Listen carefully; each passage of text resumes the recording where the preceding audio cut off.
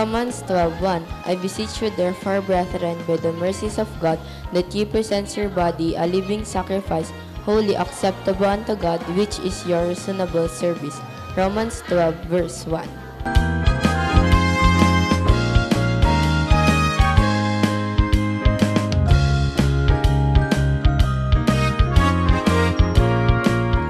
Magandang gabi po sa bawat isa. Narito po ang listahan na ating babanggitin para sa ating panalangin. Pastora Stella Jeronimo, Pastor Ted Ribo and Family, Pastor Nael Tongko and Family, Pastor Jerry Dalagit, Pastor Ronnie and Sister Leonie, Brother Gare and Sister Krista Reynosa, Pastor June Jeronimo and Family, Pastor Samuel Monteagodo, Nana Nemen, Sister Neneng, Sister Blancy, Baby Muding Mijares and Family, Sister Judith, Brother Chris and Brother NC, Sister Janaline Katrina, Concept and Kyle Valiente, Marinas Family, Sister Christina and Sister Jessica Misuan, Sister Edna and Sister Abigail Marquez, Mama Ningning, Buatis Family, Nana Yoli and Family, Pastor Larry and Sister Glenda Pontillas, Carizo Family, Brother Ronald Benaventura and Family, Sister Raquel Benaventura, Brother Jojo, Sister Marivic and Sister Neche Ijiran, Sister Trisha, Trixie and Tristan Larisma, Sister Isang Constantino,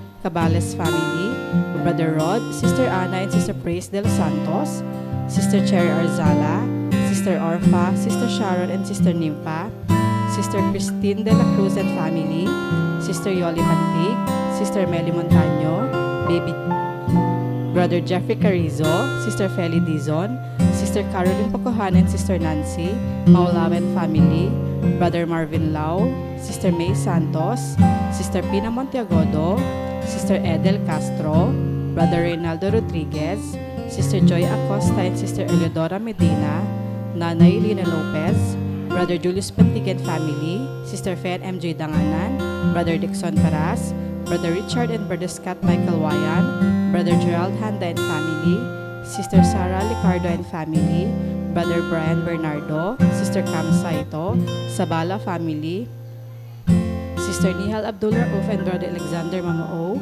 Sister Cecilia de Sahagun, Brother Delio Larin, Sister Liway Apa and Family, Brother Francisco Fabiliar, Brother Sam Benisano, Sister Baby Orsabi and Sister Belen, Brother Jerry Lazaro and Family, Sister Zea Callejo, Brother Vic Gutierrez and Family, Brother Francisco Senon, Baby Gavin Manzulim, Sister Lani Ramos, Sister Janet Abuel, Sister Hilary Ann Abuel, Baby Julian Chris Alfante, Sister Crescencia Ramos Rico, Nanay Gloria, Pastor Hener Ado, Brother Richard Elima, Brother Michael Tailo, Brother Ishmael and Brother Joaquin Ong, Baby Penelope Jane Leoncio, Brother Juanito Ramos, Sister Joanne Mira Gusante, Brother Paul Anthony Gutierrez and Family, Sister Philomena Tugade, Sister Madeline Napalang, Sister Marybeth Balahadia, Brother Leo Garcia, Sister Jennifer Lat, Brother Jonathan Binuya,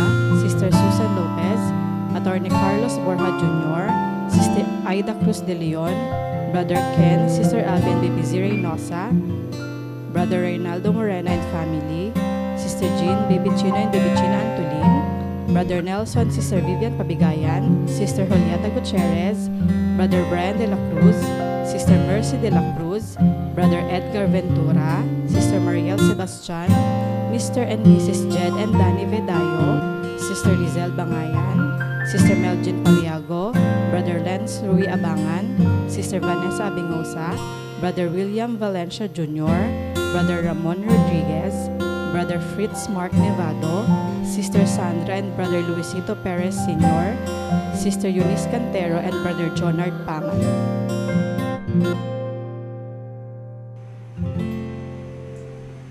Gandang gabi po sa inyo mga minamahal kong mga kapatid.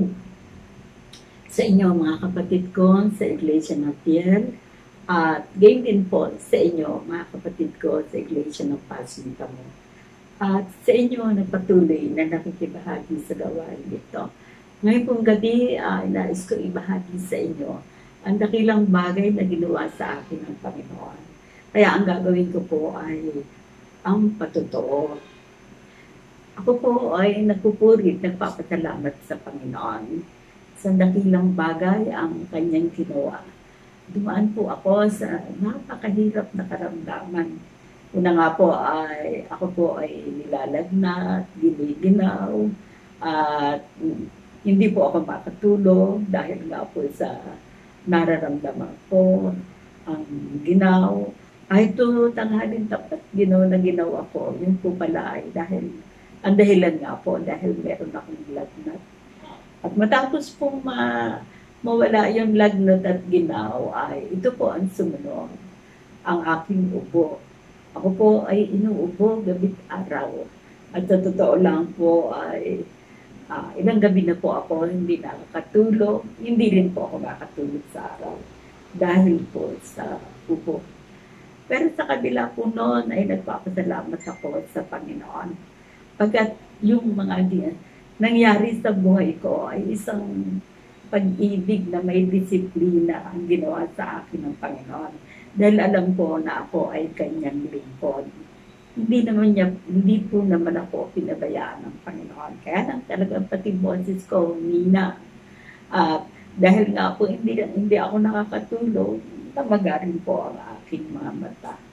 So sa kabila noon ay talagang may kahirapan. Pero salamat sapagkat kasama ko ang Panginoon. Yung mga kahirapang yun ay nadarama ko lang namin na hindi naman ako pinababayaan ng Panginoon. At sa panahon na ako ay kakain, ay mayroon naman po akong gana sa pagkain.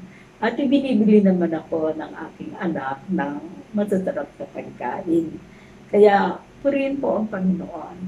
Yun po ang aking nais bahagi sa inyo, yung dakilang bagay na ginawa sa akin ng Panginoon. At tunayan nga po, hanggang ngayon mahina po ang boses ko. Hindi ko pa po mailakas. At sa panahon ito ay nais ko po magpahinga muna. Hindi muna po ako ngayong bigyan ng malayo ang mga kapatid sa Iglesia ng Piel. Ang akin pong kahilingan sa inyo, patuloy niyo po ipanalangin. Kasi iba po pala yung pagkamatanda na at magkakasakit.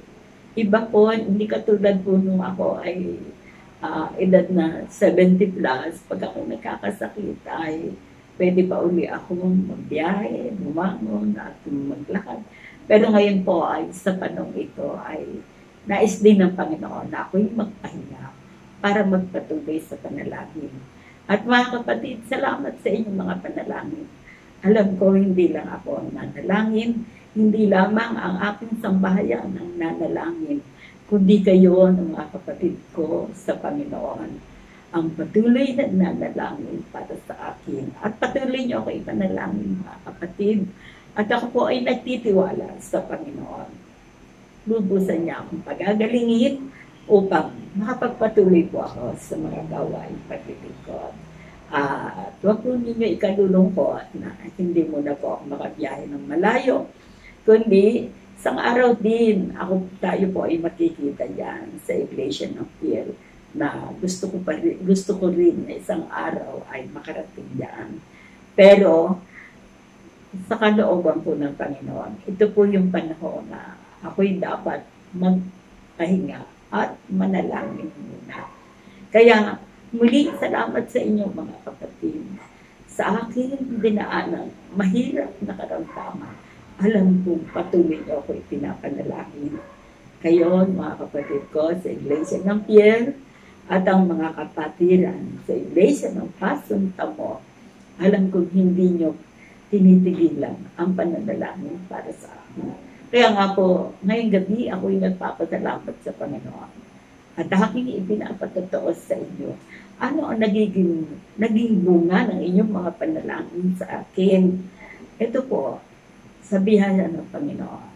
Ako po ay kanyang pinagagaling, pinalalakas, at patuloy na binibigyan ako ng Panginoon ng kagalak at kapayapaan sapagkat ang nasa isip ko ay magpasalamat sa Panginoon. Magpasalamat sa inyo mga kapatid. Alam kong yung maraming nananalangin ay maraming katugunan ang ibinibigay ng Panginoon. Kaya mga kapatid, ito pong aking kalagayan ito. Magkaisa po tayong magtiwala Ano man ang dinadaanan natin, pagsubok, karamdaman, kahirapan, huwag po natin kalilimutan na isang mabuting bagay magpasalamat sa Panginoon. Sapagkat lahat ng pangyayari sa ating buhay, sabi nga sa Unang Thessalonica 5:18, sa lahat ng bagay magpasalamat kayo. Sapagkat ito ang kalooban ng Diyos kay Kristo tungkol sa inyo. Sa lahat ng bagay, sa kahirapan, sa karamdaman, sa kalakasan, sa kasaganaan, lahat ng yun ipagpasalamat natin sa Panginoon. Dahil ang Panginoon, sa panahon na tayo ay may karamdaman, lalo niya tayong hindi iniiwanan. Lalo niya tayong hindi pababayaan. At salamat sapagkat meron tayong banal na espiritu na nagiging kaaliwan natin, lalo na sa panahon ito. Bagamat maraming kalungkutan, may banal na salita, may banal na espiritu na patuloy na umaayos sa atin. Kaya magpatuloy po tayo sa ating panalangin at ako po ay mananalangin. Panginoon, lubos po ako nagpapasalamat dahil sa dakilang bagay na inyong ginawa sa aking buhay. Narito po ako, muli niyo akong pinalakas. At muli, Panginoon, ibinigay niyo ng patugunan ang panalangin namin mga kapatid na ako po ay inyong pagalingin, palakasin, paginawahin. Kaya pinupuri ko ang inyong dakilang kapangyarihan, ang dakilang inyong katapatan, ang dakilang inyong pag-ibig. Kaya Ama, hindi niyo ako pinabayaan. Ano man ang pangailangan ng mga kapatiran sa PL, sila man ay abutin niyo tulungan sa pamuna po ni Pastor Sam. Patnubayan po ninyo ang lahat ng mga gawain upang magpatuloy sa gawain paglilingkod. Palaan niyo rin ang mga kapatiran sa Iglesia ng Pasong Tamo. Marami pa rin kaming mga kapatid na may mga karamdaman. Hindi kami nagkakaisa na kayo'y magdadala ng pag-aling at kagamutan sa kanila ng ngayon. Pero naroon sila'y iniingatan niyo. Sila'y pinalalakas niyo, tinutulungan niyo, maging sa aming mga kahirapan sa panahon ito, mga pagsubok, Panginoon, na inaasahan namin nagiging daan upang kami palakasin at pagtibayin sa pananampalataya at lalo kaming magtiwala sa inyo na kayo ay Diyos na tapat magpakailanman upang kami abutin, tulungan at patnubayan at maranasan namin, Ama. Kayo ang Diyos ng kapayapaan. Kayo ang Diyos ng kaaliwan. Kayo ang Diyos na katugunan na lahat po ng aming kailangan. Ama, lahat nito ay aking hinihingi. Ipinagpapadala. Purihin po ang banal na pangalan. Salamat, Ama, sa pangalan ni Jesus.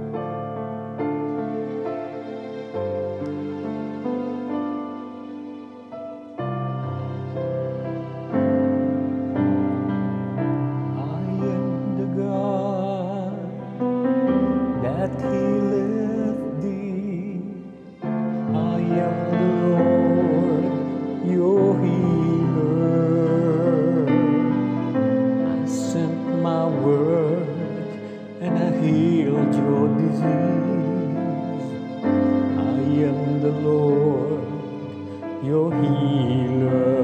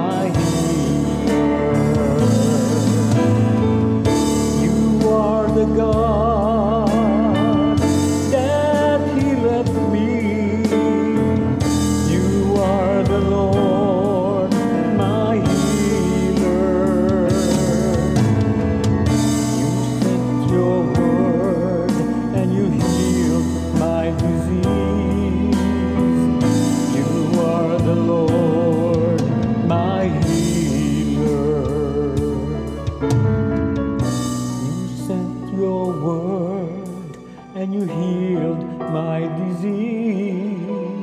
You are the Lord